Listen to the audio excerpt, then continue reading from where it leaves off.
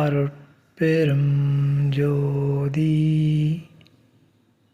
அருட்பெரும் ஜோதி தனிப்பெரும் கருணை அருட்பெரும் ஜோதி. இந்த பதிவு வேலூர் ஐயா எனும் அருட்திரு யோகானந்த சுவாமிகள் அவர்களின் வாழ்வியல் சுருக்கம் தொடர்ச்சியில் இது பதிவு 4 வரலாறு தொடர்கிறது.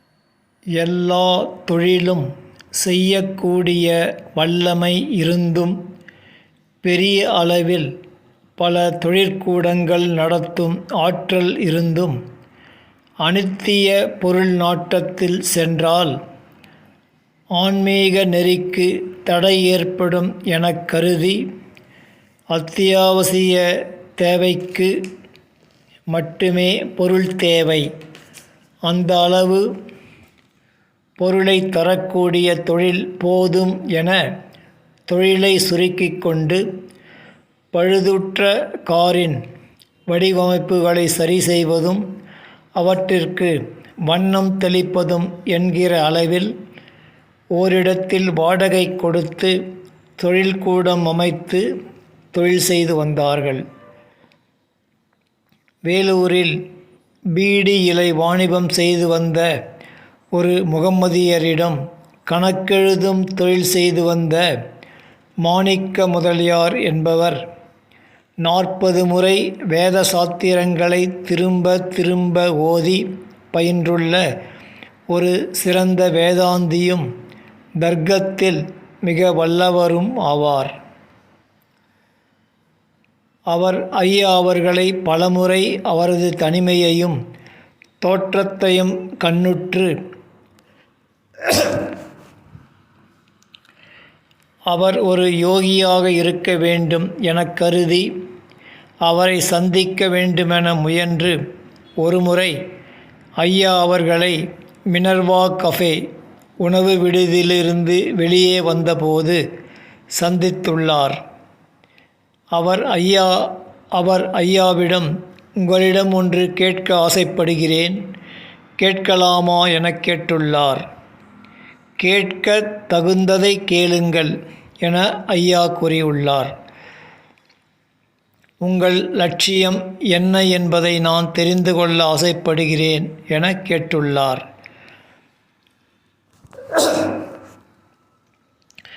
ஐயா அவர்கள் அந்த வினாவிலிருந்து அவர் ஒரு வேதாந்தி என்பதையும் அவரது பிடிக்குள் தன்னை சிக்க வைக்க இந்த வினாவினை தொடுத்துள்ளார் என்பதையும் தனக்குள்ளே தீர்மானித்து அந்த வேதாந்த கருத்தின் அடிப்படையிலேயே நானே லட்சியமாக இருக்க எனக்கு வேறோர் லட்சியமா, அப்படி ஒன்று இருக்குமாயின் அது சத்தியம் ஆகுமா, உமது கேள்வியே குற்றம் உடையது என பகர்ந்துள்ளார்.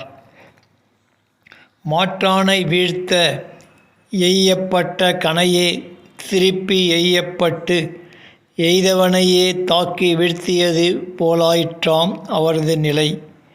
அவரது 40 ஆண்டுகால வேதநூல் பயிற்சி சில நொடி பொழுதிலே சரிந்து விழவே கதிகலங்கி போனாராம். அவர் நிலை கண்டு ஐயா இரக்கமுற்றுள்ளார். அந்நாள் தொட்டு மாணிக்க முதலியார் அவர்கள் ஐயாவிடம் அடிக்கடி வந்து உரையாடுவாராம். அவரது வேத நூல் பயிற்சியையும் தர்க்க நூல் புலமையையும் கொண்டு ஐயா அவர்களை எப்படியாவது மடக்க வேண்டும் என பலகாலும் முயன்று பற்பல விதமாக கேள்விகளை கேட்பாராம். அத்தனைக்கும் தடை சிறிதுமின்றி தக்க மாற்று விடை ஐயாவிடம் பிறக்குமாம். தான் தோல்வியையே தழுவி வந்தமையால் சிற்சில நேரங்களில் அவருக்கு சினமும் எழுமாம். ஒருமுறை அவர், நான் என்ன கருத்தினை கூறினும் அதற்கு உடன்படக்கூடாது என்பது உமது எண்ணம் போலும் என அவரது சினத்தை வெளிப்படுத்தியுள்ளார். அதற்கு ஐயா அவர்கள் சிறிதும் பதட்டமின்றி அமைதியாக, முடிந்தால் முயன்று பாருமே என மொழிந்தாராம். மாணிக்க முதலியார் 60 வயதை தாண்டியவர். ஐயாவோ 30 வயதுக்கு உட்பட்டவர். நீண்டகால நூற்படிப்பு ஒரு இளைஞரிடம் பயனற்று நிற்பது கண்டு ஐயாவை அவர் மிகவும் வியந்து போற்றுவாராம். அவரது நுணுக்கமான சிக்கலான வினாவிற்கு கூட தெளிவான விடை ஐயாவிடம் பிறப்பதைக் கண்டு மகிழ்ந்து மலைத்து விடுவாராம்.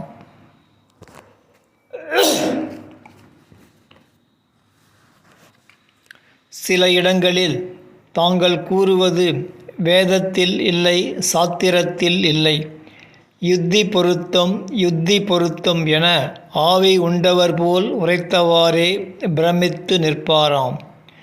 ஐயாவின் பேராற்றலை உணர்ந்ததனால் அவரிடம் மதிப்பும் நம்பிக்கையும் கொண்டு வேதம் கற்ற அவர் அவரது சொந்த வாழ்விலும் உலக நடப்பிலும் ஏற்படும் நிகழ்ச்சிகளுக்கு காரணம் கேட்டு தெளிவாராம்.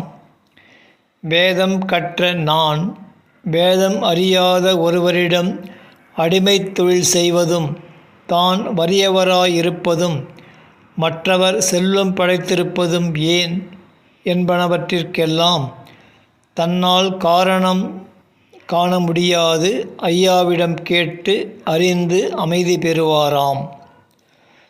அப்போது வடார்காடு மாவட்ட காவல்துறை கண்காணிப்பாளராக பணிபுரிந்து வந்தவருக்கு, வெளி மாநிலத்தைச் சேர்ந்தவர், மாலை நேரத்தில் தமிழ்மொழி கற்பித்து வந்துள்ளார்.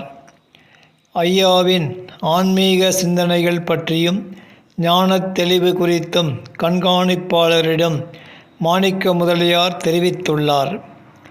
அதனால் ஐயாவை நேரில் கண்டு சில விளக்கங்களை தெரிந்து கொள்ள விரும்பி நேரில் அழைத்து வருமாறு மாணிக்க முதலியாரிடம் கூறவே ஐயாவிடம் சென்றபோது அவர் கண்காணிப்பாளரின் விருப்பத்தை தெரிவித்து வருமாறு அழைத்துள்ளார்.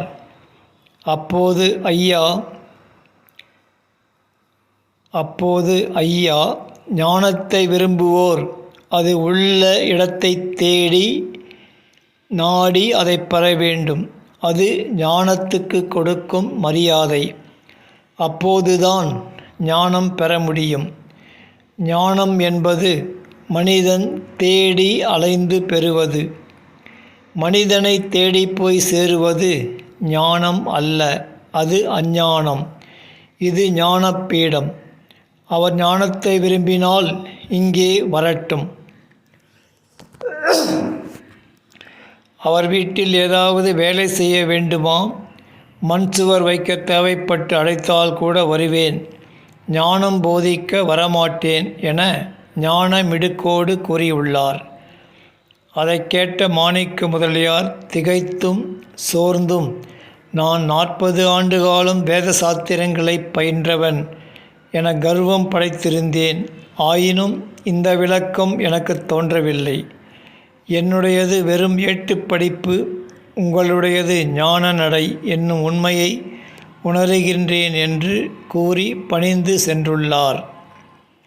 இவ்விதம் வந்து உரையாடி கேட்டு தெளிவு பெற்று வந்த மாணிக்க முதலியார் ஒரு நாள் என்ன தோன்றியதோ, மீண்டும் ஐயாவை சந்திக்கும் வாய்ப்பு தனக்கு கிட்டுமோ கிட்டாதோ என்னும் ஐய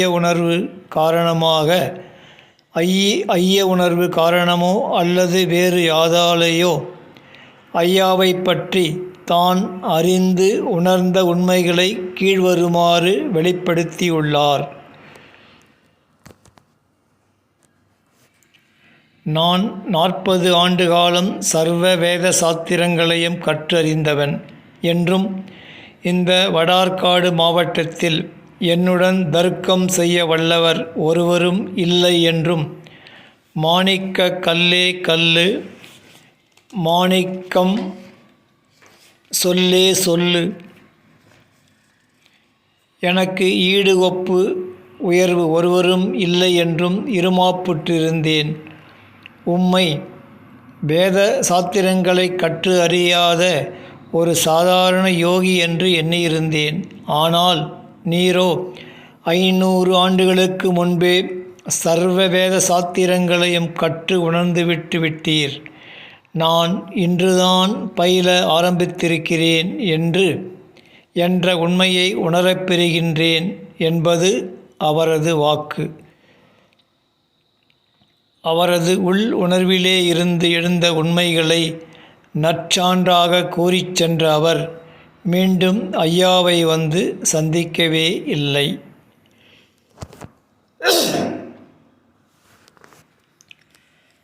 ஐயா அவர்கள் வேலூரில் தொழில் செய்து கொண்டு வரும் காலை வாய்ப்பு கிட்டும்போதெல்லாம் ஓராண்டு அல்லது ஈராண்டுக்கு ஒருமுறை தாம் பிறந்த ஊராகிய ராஜமன்னார் கோயில் சென்று வருவாராம்.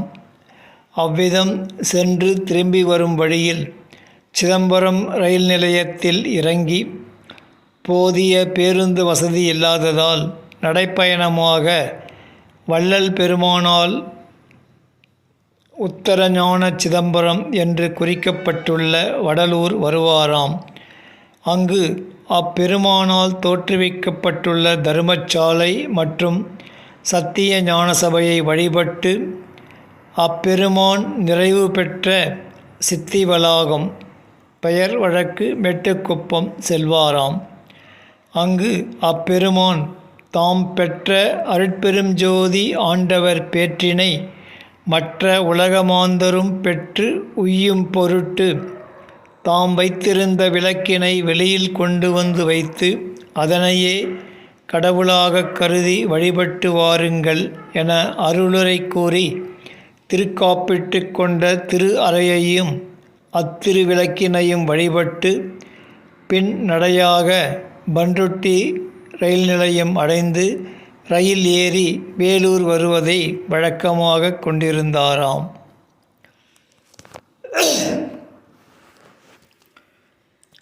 ஒருமுறை சித்தி வளாகம் வரும்போது இரவு மணி 7 இருக்கும்.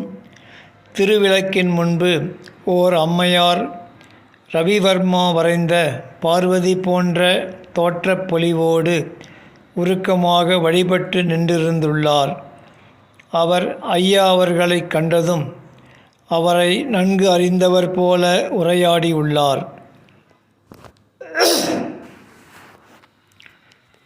தான் கும்பகோணம் அடுத்த ஓர் கிராமம் என்றும் தாசி பரம்பரை என்றும் தனக்கு ஒரு பெண்ணும் ஆணும் இருப்பதாகவும் கூறி ஐயா அவர்களின் ஓர் தாய் தந்தையரை கேட்டு அவர்கள் தனக்கு தெரியும் என்றும், ஐயா அவர்களை அழகும் இளமையும் ஆற்றலும் உடைய நீர் ஏன் இவ்விதம் இருக்கின்றீர், திருமணம் செய்து கொண்டு இல்லறம் நடத்த வேண்டும் என்றும் வேண்டியுள்ளார். ஐயா அவருக்கு தக்க மறுப்பு அளிக்க நீண்ட வாதம் நடந்துள்ளது. அந்த அம்மையார் கெஞ்சி கண்ணீர் வடித்து எனக்காக நீர் திருமணம் செய்து கொள்ள வேண்டும் என கூறி உனது தாய் தந்தையிடம் வந்து சொல்லி உனக்கு திருமணம் செய்து வைப்பேன் என கூறியுள்ளார். ஐயா அவர்கள் தனக்குள்ளே இவர்களை பார்த்தால் பார்வதி போன்று இருக்கிறார்கள், எனக்காக ஏன் இப்படி கதறுகிறார்கள், இவர்களிடம் இருந்து எப்படி தப்பிச் செல்வது என எண்ணிக்கொண்டிருந்த போது அந்த ஊர்க்காரர் ஒருவர் வந்து, அம்மா பால் தயாராக இருக்கிறது வாருங்கள் என அழைக்க, உனக்கும் பால் தருகின்றேன் என்று கூற ஐயா வேண்டாம் என்றுள்ளார். அவர் சென்றபின் ஐயா இனி இங்கிருக்கக்கூடாது என கருதி பக்கத்தில் ஒரு குடிசையில் இருந்த ஒருவரை அழைத்து அவரிடம் தண்ணீர் வாங்கி அருந்திவிட்டு அன்று இரவே மணி 12 இருக்குமாம் வடலூர் வந்து தங்கி காலை பண்ருட்டிக்கு நடையாக வந்து ரயில் ஏறி வேலூர் வந்துள்ளார். அந்த அம்மையாரின் மகன் நாதசுர வித்வான் ராஜரத்தினம் பிள்ளையிடம் நாதசுரம் பயின்று வந்ததாக கூறியுள்ளார்.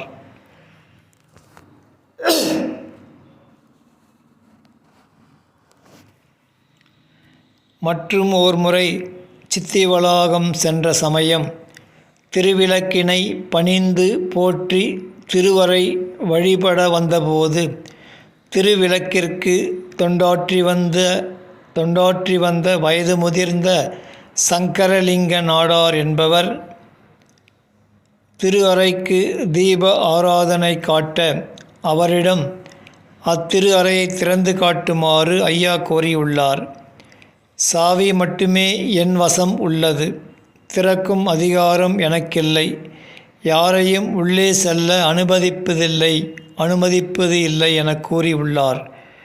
ஐயா அவர்களுக்கு உணர்ச்சி மேற்பொங்க, தகுதியற்றவர்கள் யார் யாரோ உள்ளே சென்று வரும்போது தகுதியுடைய எனக்கு உரிமை இல்லையா, திறந்திடுக என அதிகாரமிடுக்குடன் கூறவே அவர் திகைத்து வாசலில் ஓரிடத்தில் சாவியை கீழே வைத்து நீரே திறந்து கொள்க என கூறியுள்ளார்.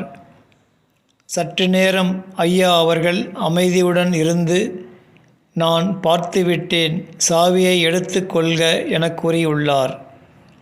கட்டளையை மீறி திறப்பது குற்றம் என்கிற உணர்வு ஒருபுறமும், அதே நேரத்தில் வள்ளல் பெருமான் சித்தி பெற்ற அந்த புனித இடத்தை கண்ணுற வேண்டும் என்கின்ற உரிமை உணர்வு ஒருபுறமும் ஐயாவின் அகத்தே எழுந்திருக்க வேண்டும். வள்ளல் பெருமான் உரியவர்கள் வருங்காலத்து தானே திறக்கும் என செப்பியுள்ள அருள்மொழியின்படி ஐயா அவர்களின் அகத்தே அப்புனித அறை தானே திறந்து காட்சி அளித்திருக்க வேண்டும். அக்காட்சியை அகத்தே கண்ணுற்றதினாலேயே அறையை திறக்குமாறு உரிமை கோரியவர் சாவியை கீழே வைத்தும் எடுத்து திறந்து பாராமல் பார்த்துவிட்டேன், சாவியை எடுத்து கொள்க என கூறியுள்ளார். அந்த பெரியவர் சாவியை கீழே வைத்த இடத்திலேதான் ஐயா அவர்கள் பின்னர் 5 கொத்து விளக்குகள் அமைந்த சுடரொளி கம்பத்தை நிறுவியுள்ளார். ஐயாவின் இளமை பொலிவையும் உரிமை முழக்கத்தையும் நடந்த நிகழ்ச்சியையும் கண்ட அம்முதியவருக்கு ஐயாவின் இடத்திலே அவர் சித்தரோ அல்லது முனிவரோ என்னும் அச்சமும் அடக்கமும் தோன்றியுள்ளது. அதனால் சித்திவளாக திருமாளிகையின் முன்புறத்தில் அமைந்திருந்த அவரது குடிலில் அந்த இடம் தற்போது ஜோதி வெளியாக சித்திவளாக கோயிலின் முகப்பு வாயிலாக ஐயா அவர்களால் திருப்பணி செய்யப்பட்டுள்ளது. அந்த இரவு ஐயா அவர்களை தங்க வைத்து உபசரித்துள்ளார். அக்குடிலின் முன்புறத்தே சித்திவளாக கோயில் திருவிளக்கின் நேர் எதிரே அவ்விளக்கினை தரிசித்தவாறே ஐயா அவர்கள் ஒரு கயிறு கட்டிலில் அமர்ந்திருக்க அம்முதியவர் திருவருட்பா 6ஆம் திருமுறை பாடல்கள் சிலவற்றை உளமுருக கண்ணீர் மல்க இரவு முழுதும் பாடிக்கொண்டே இருந்துள்ளார். அருட்பாவின் இன்னொலியை செவி அருந்த திருவிளக்கின் அருளொளியை கண் பருக அருட்போதத்திலே ஐயா அவர்கள் திளைத்திருக்க உலக இருள் கடிய கதிரோன் மெல்லென எழும் அருணோதயம் கண்டு ஐயா அவர்கள் அங்கிருந்து புறப்பட அப்பிரிவினை தாங்க முடியாது இயங்கும் அப்பெரியவரின் உள்ளத்தை அவரது முகம் வெளிப்படுத்த அவ்விடத்தை விட்டு பிரிந்து வந்துள்ளார். பிரிந்த அந்த இடம்தான் ஜோதி வெளியாகவும் இரவெல்லாம் அருட்போதத்தே திளைத்து அமர்ந்திருந்த அந்த இடத்தில்தான் வானகத்தாரையும் வையகத்தாரையும் மற்றகத்தாரையும் வான் நோக்கியும் வையம் நோக்கியும் அமைந்துள்ள இரு பெரு விளக்குகளும் வட்ட வடிவத்தில் அமைந்துள்ள மற்ற எண் விளக்குகளும் ஒளிக்கரம் நீட்டி வழிகாட்டி மரணமிலா பெருவாழ்வு வாழ்ந்திடவே சமரச சுத்த சிவ சன்மார்க்க சங்கத்தை வந்தடைமின் என்று அறைகூவி அழைக்க ஜோதி தம்பம் ஐயா அவர்களால் அமைக்கப்பட்டு பொலிவுடன் விளங்கிக் கொண்டிருக்கின்றது.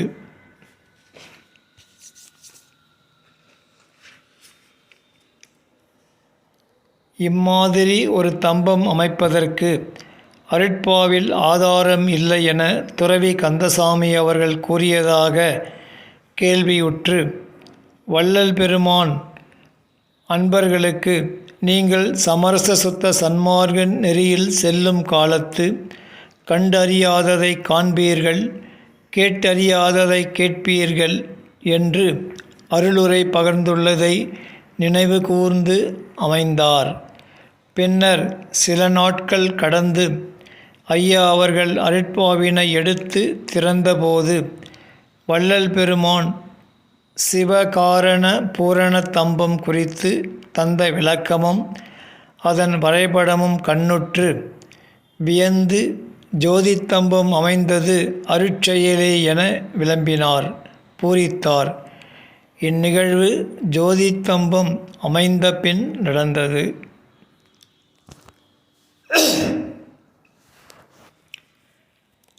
வேலூர் கோட்டை மைதானத்தில் மாலை நேரங்களில் சென்று கோட்டையை சுற்றி வரும் வழக்கம் ஐயாவுக்கு உண்டு. அந்த மைதானத்தில் 20 முறை வேதங்களை ஓதி அறிந்த வயது முதிர்ந்த சாஸ்திரி ஒருவர் வந்து அமர்வதைக் கேட்டு பலமுறை பார்த்தும் இருக்கிறார்.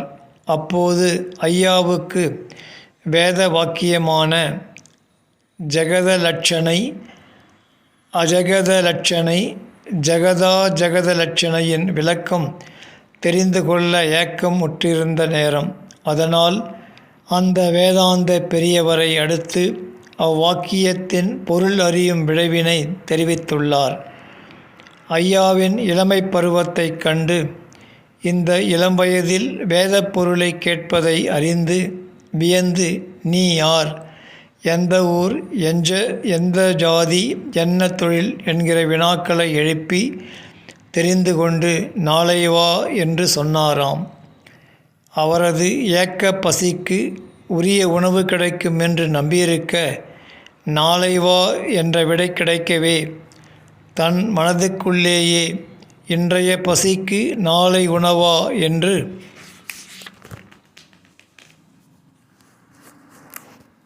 வருந்தி எண்ணியவாறே நடந்துள்ளார். ஐயாவின் உண்மையான ஏக்க பசி கண்டு ஆண்டவர் மேலும் பசியினால் வாடப்பெறாது அவ்வேத வாக்கியத்தின் பொருளை அகத்தே விளக்கி பசியாற்றி உள்ளார்.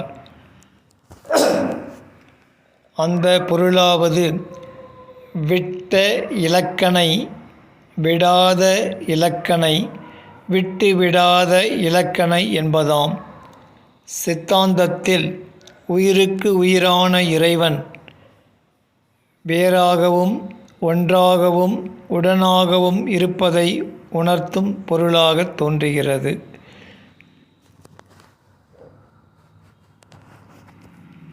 அந்த இளமை பருவத்திலே வானத்திலே நட்சத்திரங்கள் தொங்கிக் கொண்டிருப்பது போன்று ஐயாவின் உள்ளமாகிய வானத்திலே ஐயங்கள் தொங்கிக் கொண்டிருக்குமாம். அவ்வப்போது ஒவ்வொன்றினை எடுத்து அசை போடுவாராம். இவ்விதம் இருந்த ஐயப்பாடுகள் யாவும் காலப்போக்கில் எங்கு சென்று மறைந்தனவோ என்று வியப்புறும் வண்ணம் தெளிவினை பெற்றுள்ளார். ஏதாவது ஓர் ஐயம் எழினும் உடனே அதற்கு விடை கிடைத்துவிடும் என்பார். இதிலிருந்து ஐயாவின் பக்குவ முதிர்ச்சியினையும் அதனால் பெற்றுள்ள அருள் பேற்றினையும் நம்மால் உய்த்து உணர முடிகிறது.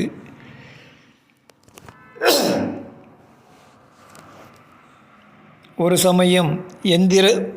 சமயம் ஒரு எந்திரத்தை பழுது பார்க்க நேர்ந்தபோது அதற்கு பொருத்தமான பிஸ்டன் ஒன்று எங்கும் கிடைக்காமல் சென்னையில் பிராட்வேயில் அமைந்திருந்த ஒரு பெரிய நிறுவனத்தில் சரியான அளவினை கொடுத்து அந்த அளவில் ஒரு பிஸ்டன் கேட்டுள்ளார். கல்கத்தாவில் உள்ள ஒரு நிறுவனத்திற்கு எழுதி அங்கிருந்துதான் அதை தருவிக்க வேண்டுமென உரிமையாளர் கூறி ஒரு குறித்த காலம் கழித்து வருமாறு கூறியுள்ளார். அவ்விதம் சென்றபோது இன்னும் வரவில்லை என்று கூறி மீண்டும் ஒரு கெடு வைத்து அனுப்பியுள்ளார். ஐயாவின் எளிய உடையைக் கண்டு நாட்டுப்புறத்தார் என எண்ணி அலட்சியமாக இவ்விதம் பல கெடுக்கள் வைத்துள்ளார். கடைசியாக ஐயா மிகவும் கண்டிப்பாக முடியும் அல்லது முடியாது என கூறுங்கள் என கேட்க, உங்கள் முகவரிக்கு இன்னும் 10 நாட்களில் அனுப்பிவிடுவதாக கூறி அனுப்பியுள்ளார். அவ்விதம் அனுப்பி வைக்கப்பட்ட அந்த பிஸ்டன் ஏற்கனவே ஐயாவிடம் பொருந்தாத அளவில் இருந்த பிஸ்டன் அளவிலேயே இருந்துள்ளது. அதை எடுத்துக்கொண்டு அந்த நிறுவனத்துக்கு சென்றுள்ளார். பலமுறை நடக்க வைத்தும் நீண்ட காலம் கடத்தியும் கொடுத்த அளவில் இல்லாமல் மாறுபட்ட அளவில் அனுப்பி வைத்ததால் சற்று வேகமாக அதை மேசையின் மீது வைத்துள்ளார். உரிமையாளர் என்ன கோபமாக காணப்படுகிறீர்கள் என கேட்க, இதை நான் வீசி எறிந்திருக்க வேண்டும். பெருந்தன்மையால் மேஜையின் மீது வைத்தேன். இத்தனை பெரிய நிறுவனம் வைத்துக்கொண்டு இவ்வளவு நாட்கள் கடத்தி நான் கொடுத்த அளவில் ஒரு பிஸ்டனை தயார் செய்து அனுப்ப இயலவில்லை. நீங்கள் ஆர்டர் கொடுங்கள், எந்த அளவில் எத்தனை வேண்டும் நான் தயார் செய்து அனுப்புகிறேன் என வீரமுழக்கம் செய்துள்ளார். உரிமையாளர் சிரித்து கொண்டே ஐயாவை கட்டிப்பிடிக்க வந்துள்ளார். ஐயா ஆவேசமாக, தொடாதே, நீர் ஒரு பிணம், உமது சொல்லுக்கு உயிர் இல்லை என இடித்துரைக்க, அவர் அசைந்து நிற்க அந்நிறுவனத்தில் பணி செய்து கொண்டிருந்த ஆண் பெண்பாலார் பலரும் திகைப்போடு ஐயாவை நோக்கியுள்ளனர். ஐயாவை சமாதானப்படுத்த உரிமையாளர் ஒரு வேலையாளை அழைத்து காஃபி வாங்கி வருமாறு பணித்துள்ளார். உம்மிடம் அதை நான் ஏற்க மாட்டேன் என ஐயா மறுத்துள்ளார். உரிமையாளர் நீங்களாவது எனக்கு வாங்கி கொடுங்கள் என கூறியுள்ளார். நான் இருக்குமிடம் வாரும், வாங்கித் தருகிறேன் என மறுமொழி கூறி வெளியேறியுள்ளார். பின்னர் வேலூரிலேயே தானே முயன்று ஒரு பட்டறையில் தன்னிடம் இருந்த அந்த பிஸ்டனை கடைந்து பொருத்தியுள்ளார். தனக்கு ஆற்றல் இருந்தும் பெருமுயற்சியை ஏன் மேற்கொள்ள வேண்டும், எளிதாக வாங்கி பொருத்திவிடலாம் என எண்ணியே மேற்கூறிய வகையில் முயன்றுள்ளார். ஒவ்வொருவரும் தன் சொல்லை பிறழாது காக்க வேண்டும். காக்கத் தவறின் அவர் உயிருடன் இருப்பினும் நடைப்பினமே என்பது ஐயாவின் முடிவு. ஒத்தது அறிவான் உயிர் வாழ்வான், மற்றையான் செத்தாருள் வைக்கப்படும் என்னும் தேவரின் வாக்கும் இங்கு ஒத்து நோக்க வல்லது.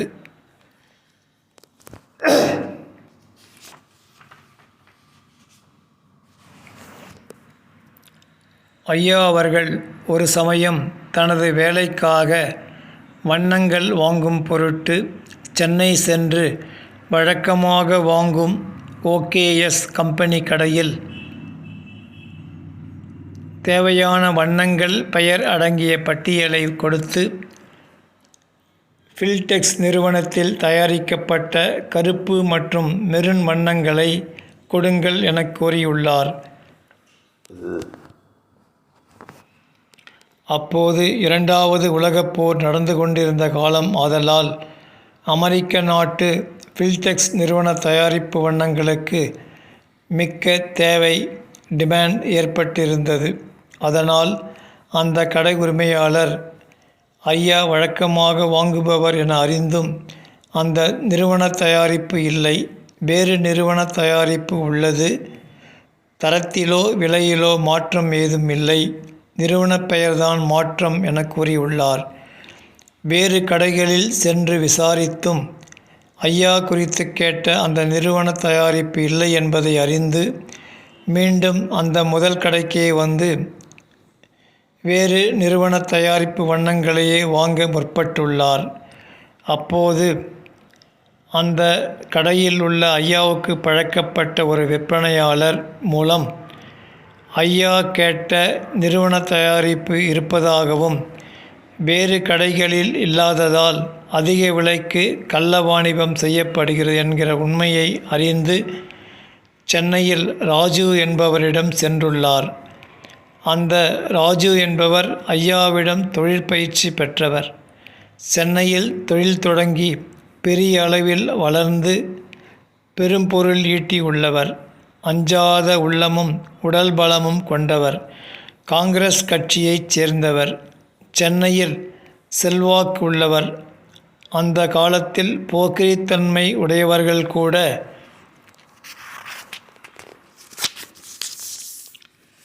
அவர் பெயரை கேட்டால் அடங்கிவிடுவர். அவரிடம் ஐயா அவர்கள் அந்த கடைக்காரனை பற்றி கூறி வருந்தியுள்ளார். தொழில் முறையில் அந்த கடைக்காரர் ராஜு என்பவருக்கும் பழக்கம் உடையவர்.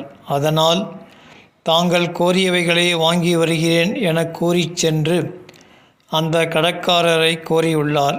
வாடிக்கையாளர்களானதால் அதிக விலை கோரி பெற அஞ்சி ஐயாவிடம் கூறியது போலவே அவரிடமும் கூறியுள்ளார். அதனால் கடைக்காரன் கூறுகிறபடி அவன் தரும் வண்ணங்களுக்கே விலைப்பட்டியல் வாங்கி கொண்டு ஐயா கோரும் வண்ணத்துக்கும் கடைக்காரன் தரும் வண்ணத்துக்கும் நிறுவன விலையில் மாற்றம் இல்லை. அந்த கடை விற்பனையாளர்கள் பலரும் ராஜு என்பவருக்கு நன்கு அறிமுகம் ஆனவர்கள். ஆதலால் அவர்களிடம் ஸ்டோர் கீப்பர் கூறி வண்ண டப்பிகளை அடுக்கி கட்டும்போது ஐயா கோரிய நிறுவன தயாரிப்பு டப்பிகளை வைத்து கட்டி அனுப்பும்படி ஏற்பாடு செய்யலாம் என எண்ணிக்கொண்டு ஐயாவிடம் சென்று தனது எண்ணத்தை கூறியுள்ளார். ஐயா அவர்களோ இதற்கு சற்றும் இசைந்திலர். கடைக்காரனிடமே சொல்லி கேட்டு வாங்கலாம் என கூறியுள்ளார். வாடிக்கையாளர்களாகிய நம்மிடமே அந்த கடைக்காரன் பொய் கூறி வஞ்சிக்கிறான். அதனால் கடைக்காரனுக்கு உரிய விலையில் நட்டம் இல்லை.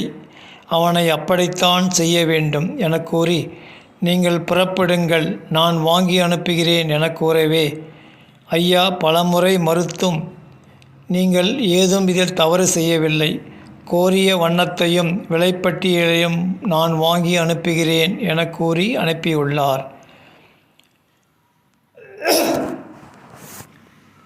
எனினும் ஐயாவுக்கு மனம் இடம் தராததால் உணவும் கொள்ளாமல் வேலூர் வந்துள்ளார்.